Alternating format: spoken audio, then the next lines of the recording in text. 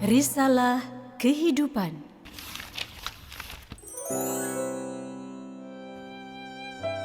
Dua 20 tahun yang lalu, aku melahirkan seorang anak laki-laki. Wajahnya lumayan tampan, namun terlihat agak bodoh. Sam, suamiku, memberinya nama Erik. Semakin lama semakin nampak jelas bahwa anak ini memang agak terbelakang. Aku berniat memberikannya kepada orang lain saja untuk dijadikan budak atau pelayan. Namun Sam mencegah niat buruk itu. Akhirnya terpaksa aku membesarkannya juga. Di tahun kedua setelah Erik dilahirkan, aku pun melahirkan kembali seorang anak perempuan yang cantik mungil. Aku menamainya Angelica. Aku sangat menyayangi Angelica, demikian juga Sam. Seringkali kami mengajaknya pergi ke taman hiburan dan membelikannya pakaian anak-anak yang indah-indah. Namun tidak demikian halnya dengan Erik. Ia hanya memiliki beberapa setel pakaian butut. Sam berniat membelikannya. Namun aku selalu melarangnya dengan dalih penghematan uang keluarga. Sam selalu menuruti perkataanku. Saat usia Angelica 2 tahun, Sam meninggal dunia. Erik sudah berumur 4 tahun kala itu. Keluarga kami menjadi semakin miskin dengan hutang yang semakin menumpuk. Akhirnya aku mengambil tindakan yang akan membuat aku menyesal seumur hidup. Aku pergi meninggalkan kampung halamanku beserta Angelica. Erik yang sedang tertidur lelap kutinggalkan begitu saja.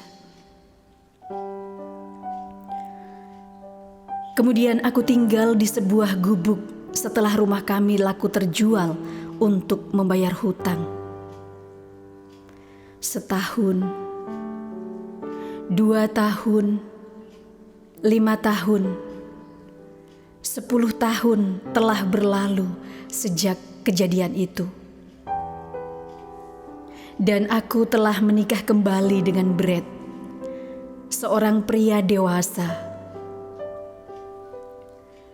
Usia pernikahan kami telah menginjak tahun ke-5. Dan berkat Brad, sifat-sifat burukku yang semula pemarah, egois dan tinggi hati berubah sedikit demi sedikit menjadi lebih sabar dan penyayang. Angelica telah berumur 12 tahun dan kami menyekolahkan dia di asrama putri sekolah perawatan. Tidak ada lagi yang ingat tentang Erik dan tidak ada lagi yang mengingatnya. Sampai suatu malam di mana aku bermimpi tentang seorang anak. Wajahnya agak tampan, namun tampak pucat sekali. Ia melihat ke arahku. Sambil tersenyum ia berkata, Tante kenal momiku. Aku rindu sekali sama momiku, Tante." Setelah berkata demikian, ia mulai beranjak pergi. Namun aku menahannya. "Tunggu. Sepertinya aku mengenalmu. Siapa namamu, anak manis?" "Namaku Erik, Tante." "Erik? Erik? Ya Tuhan, kau benar-benar Erik." Aku langsung tersentak dan bangun. Rasa bersalah, sesal dan berbagai perasaan aneh lainnya menerpa diriku saat itu juga. Tiba-tiba terlintas kembali kisah ironis yang terjadi dulu. Seperti sebuah film yang diputar kembali di kepalaku. Baru sekarang aku menyadari betapa jahatnya perbuatanku dulu. Rasanya seperti mau mati saja saat itu. Ya, aku mau mati. Aku mau mati. Aku harus mati. Ketika tinggal seinci jarak pisau yang akan aku goreskan ke pergelangan tanganku, tiba-tiba bayangan Erik melintas kembali di pikiranku. Ya, Erik. Mommy akan menjemputmu, Erik.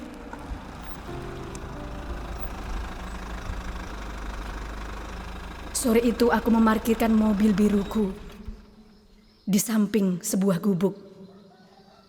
Dan Brad dengan pandangan heran menatapku dari samping.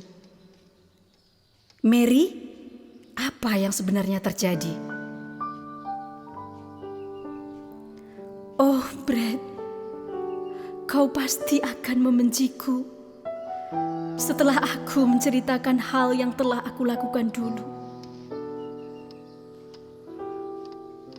Aku menceritakan juga dengan terisak-isak. Ternyata Tuhan sungguh baik kepadaku. Ia telah memberikan suami yang begitu baik dan penuh pengertian. Setelah tangisku reda, aku keluar dari mobil, diikuti oleh Brad dari belakang. Mataku menatap lekat pada gubuk yang terbentang 2 meter di hadapanku. Aku mulai teringat betapa gubuk itu pernah kutinggali beberapa bulan lamanya. Dan Erik, aku meninggalkan Erik di sana 10 tahun yang lalu. Dengan perasaan sedih, aku berlari menghampiri gubuk tersebut dan membuka pintu yang terbuat dari bambu itu. Gelap sekali. Tidak terlihat sesuatu apapun. Perlahan mataku mulai terbiasa dengan kegelapan dalam ruangan kecil itu. Namun aku tidak menemukan siapapun juga di dalamnya. Hanya ada sepotong kain butut tergeletak di lantai tanah. Aku mengambil seraya mengamatinya dengan seksama. Mataku mulai berkaca-kaca.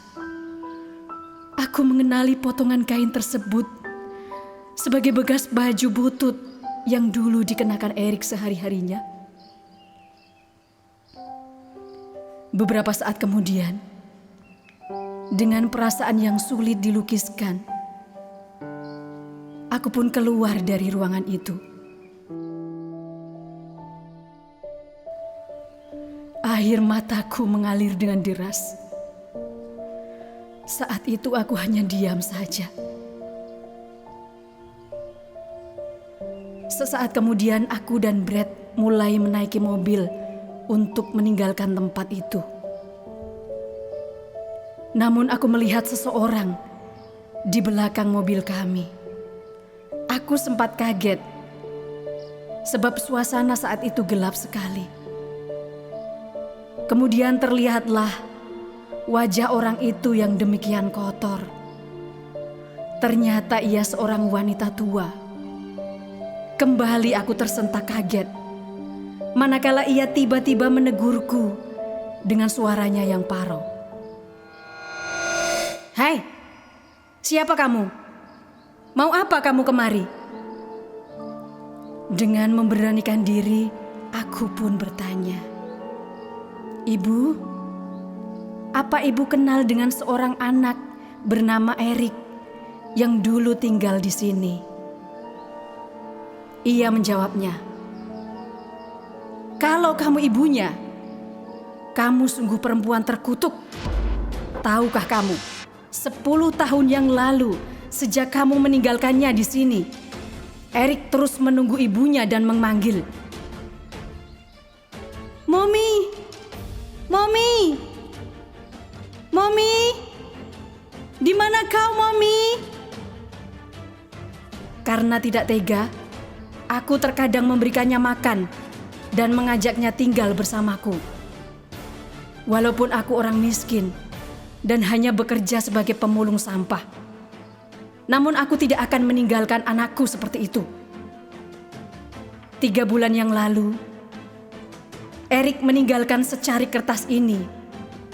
Ia belajar menulis setiap hari selama bertahun-tahun hanya untuk menulis ini untukmu.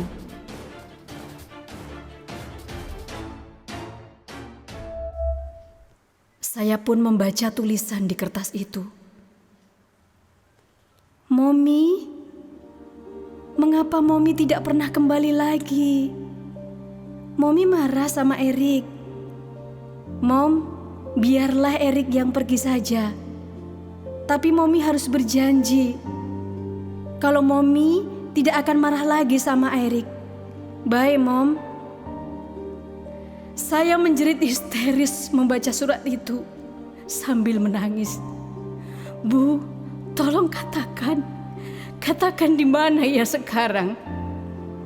Aku berjanji akan menyayanginya sekarang. Aku tidak akan meninggalkannya lagi. Tolong katakan, Bu. Brad memeluk tubuhku yang bergetar keras. Kemudian nenek tadi berkata, Nyonya, semua sudah terlambat. Sehari sebelum Nyonya datang, Erik telah meninggal dunia. Ia meninggal di belakang gubuk ini. Tubuhnya sangat kurus. Ia sangat lemah. Hanya demi menunggumu, ia rela bertahan di belakang gubuk ini tanpa ia berani masuk ke dalamnya. Karena ia takut apabila mominya datang, mominya akan pergi lagi bila melihatnya ada di dalam sana. Ia hanya berharap dapat melihat mominya dari belakang gubuk ini. Meskipun hujan deras, dengan kondisinya yang lemah, ia terus bersikeras menunggu Nyonya di sana. Nyonya, dosa Anda tidak terampuni. Aku kemudian pingsan dan tak ingat apa-apa lagi.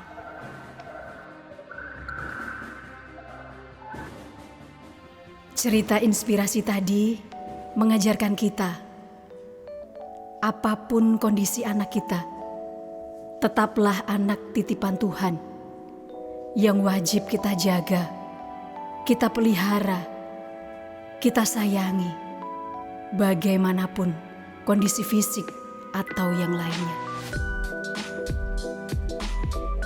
Risalah kehidupan ini dipersembahkan oleh Jamu Tetes Herbal Bio Moringa.